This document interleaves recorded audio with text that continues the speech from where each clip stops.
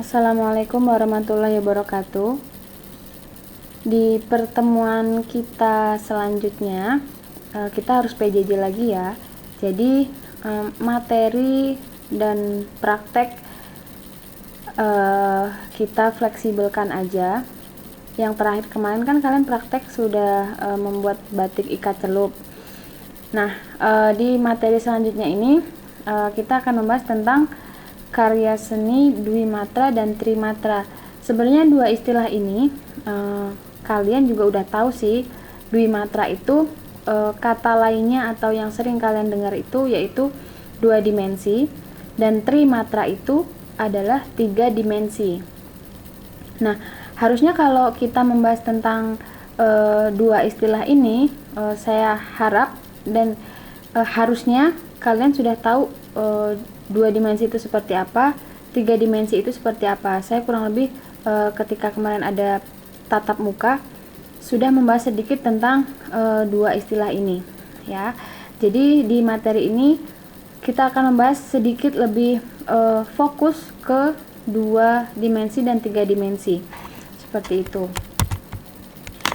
Nah, yang selanjutnya, apa itu dwimatra? Dwimatra adalah karya seni yang hanya memiliki panjang dan lebar, ya, dan hanya bisa dilihat satu arah saja. Dari penjelasan ini harusnya sudah paham, dan juga contohnya kemarin pada saat di kelas juga saya sudah bertanya dan juga sudah memberikan sedikit contohnya. Jadi harusnya kalian sudah lebih paham tentang 2 dimensi itu seperti apa dan juga 3 dimensi itu seperti apa. Nah, contoh untuk 2 dimensi sendiri itu ada lukisan, batik, karikatur, dan ilustrasi, dan masih banyak karya 2 dimensi lainnya. Lukisan itu yang seperti apa harusnya kalian sudah tahu, dan batik baru kemarin kalian praktekkan. Karikatur itu yang identik dengan badannya kecil, kepalanya besar, identiknya seperti itu. Dan ilustrasi itu seperti apa, itu biasanya masuk ke yang desain grafis seperti itu ya. Jadi selanjutnya contoh karya terapan 2 dimensi. Jadi sebenarnya kalau kita membahas tentang dwimatra dan trimatra itu, dia lebih condongnya masuk ke karya terapan. Apa sih karya terapan itu? Karya terapan itu dia yang lebih mengutamakan fungsi daripada keindahannya. Itu yang dimaksud dengan terapan. Jadi dwimatra dan trimatra itu lebih condongnya masuk ke karya terapan. Tidak menutup kemungkinan juga masuk ke karya murni juga ya, yang mengedepankan si fungsinya, si keindahannya.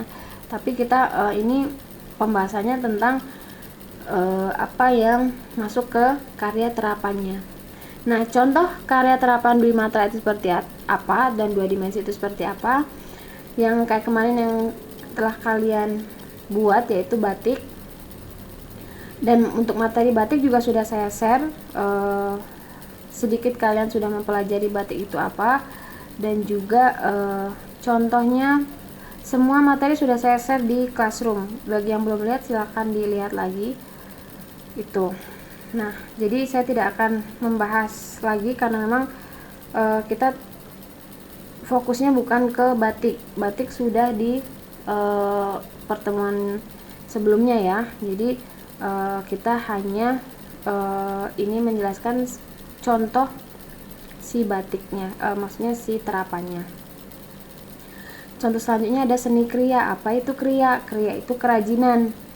Kerajinan itu bisa berupa 2 dimensi, bisa 3 dimensi, tergantung bentuknya. Kalau anyaman bambu, terus gambar hiasan, itu kan maksudnya ke 2 dimensi ya. Tapi seni kriya juga ada yang bentuknya 3 dimensi. Contohnya seperti apa? Misalkan anyaman yang dibentuk atau bahan dari rotan yang dibuat bentuk meja sama kursi, berarti itu masuknya ke 3 dimensi atau trimatra seperti itu. Nah, selanjutnya kita bahas tentang trimatra. Apa itu trimatra? karya seni yang ada di sekeliling kita yang bersifat 3 dimensi yang memiliki panjang lebar dan juga bervolume dan juga bisa dilihat dari berbagai arah. Kemarin ini juga saya sudah memberikan sedikit contoh karya 3 dimensi itu seperti apa. Kalian harusnya sudah tahu. Contohnya ada seni patung, mangkuk, gelas, dan lain sebagainya. Itu contohnya 3 dimensi. Selanjutnya kalau kita mencari contoh di sini yang masuk ke seni terapan, itu ada seni kriya yang tadi saya bilang, bisa seni kriya bisa ke 2 dimensi, bisa ke 3 dimensi tergantung bentuk yang kita lihat. Selanjutnya ada furniture, berupa meja dan kursi. Ini bisa terbuat dari kayu atau dari keramik juga ada, tergantung bahannya. Perabot dapur dari terakota. Terakota itu dia masih masuk ke jenis keramik bakaran merah. Seni keramik 3 dimensi, contohnya gerabah, guci, itu ya. Jadi dari contoh-contoh ini sebenarnya ada di sekitar kalian, jadi harusnya kalian sudah lebih paham dan bisa membedakan 2 dan 3 dimensi itu yang seperti apa. Seperti nah ini di slide selanjutnya, karena kita akan berhubungan tugasnya nanti dengan 3 dimensi, jadi saya memberikan contoh gambarnya itu contoh karya trimatra 3 dimensi, karena ini nanti akan ada hubungannya dengan tugas yang akan kalian kerjakan ya. Gambar-gambar ini saya cari di internet, jadi nanti ketika ada tugas kalian silahkan searching di internet, mau buat dari kertas, dari sedotan, dari kardus, silahkan, saya tidak membatasi. Ini hanya sedikit contoh yang dari kertas itu seperti ini. Terus yang sering kita lihat atau sering kalian buat itu dari tusuk sate, seperti ini bentuknya. Dan yang terakhir dari sedotan. Ini contoh trimatra ya. Oke, slide terakhir berhubungan dengan tugas. Jadi tugas di dwimatra dan trimatra ini ada 2 tugas. Tugas pertama, kalian silahkan mencari contoh karya, boleh dwimatra dan trimatra ya.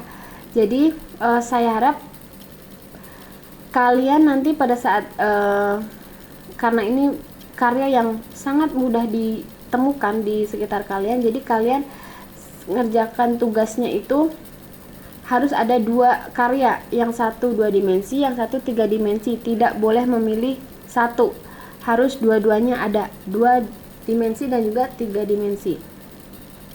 Kalau udah ada, silakan kalian analisis karya itu seperti apa ya, masuk ke jenis 2 kah atau ke 3 dimensi kah. Yang kedua, deskripsikan karya tersebut. Misalkan ini deskripsikannya setahu kalian aja. Misalkan bahan dan alat yang digunakan, misalkan pembuatan anyaman atau lukisan. Misalkan lukisan bahannya dari kanvas, alatnya berarti ada kuas, ada cat akrilik atau cat air dan lain sebagainya. Seperti itu ya. Ini hanya contoh.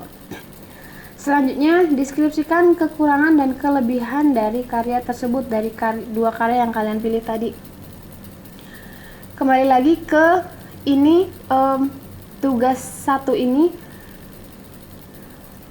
sepengetahuan kalian, setahu kalian, jangan searching di internet. Jadi kalau memang karya itu bagus, silahkan puji karya tersebut. Misalkan nggak ada kekurangannya, silahkan kalian tuliskan karya ini tidak ada kekurangannya. Tapi kalau menurut kalian ada, silahkan dituliskan ya. Jadi di tugas 1 ini benar-benar menurut kalian, jangan ada yang copy paste dari temennya, karena kan saya tahu mana anak yang copy paste, mana yang ngerjakan sendiri. Itu. Yang terakhir, silakan kalian tambahkan sendiri. Jadi kan tadi 3 di atas tadi bahan dan alat, kekurangan dan kelebihan.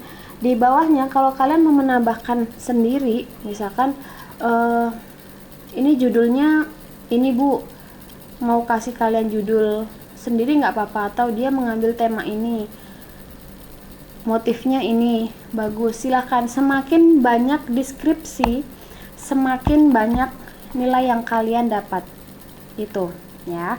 Jadi di tugas pertama ini harus 2 karya, 2 dimensi dan juga 3 dimensi. Deskripsinya setahu kalian jangan searching di internet ya, karena kan karyanya masing-masing pasti di rumah kan, dan karyanya juga pasti beda-beda. Kalau nanti ada yang mengumpulkan fotonya sama, deskripsinya sama, langsung saya kasih 0, saya tidak anggap dia mengerjakan, seperti itu ya. Jadi tolong, ini saya memberikan tugas semudah mungkin, jangan sampai kalian mengerjakan betul-betul tapi jawaban kalian malah diambil sama teman kalian, jangan seperti itu ya. Nanti dikerjakannya di Classroom, saya buatkan di foldernya, dan yang terakhir harus ada lampiran fotonya ya. Jadi ketahuan tuh satu orang deskripsikannya karyanya seperti apa. Nggak mungkin ada karya yang sama ya. Misalkan di IPS 1, misalkan si A gambarnya ini, kok nanti si D gambarnya ini juga, berarti kan itu kemungkinan besar copy paste, seperti itu ya. Jangan ada yang seperti itu, harus ada gambarnya. Kalau tidak ada gambarnya akan saya kurangin ya. Jadi biar ketahuan ini benar-benar ngerjain sendiri atau copy paste punya temennya ya. Tidak ada alasan, ibu saya tidak punya karya 2 dimensi, ibu saya tidak punya karya 3 dimensi. Saya tidak mau mendengar alasan seperti itu. 2 dimensi, 3 dimensi sangat amat banyak di sekeliling kalian.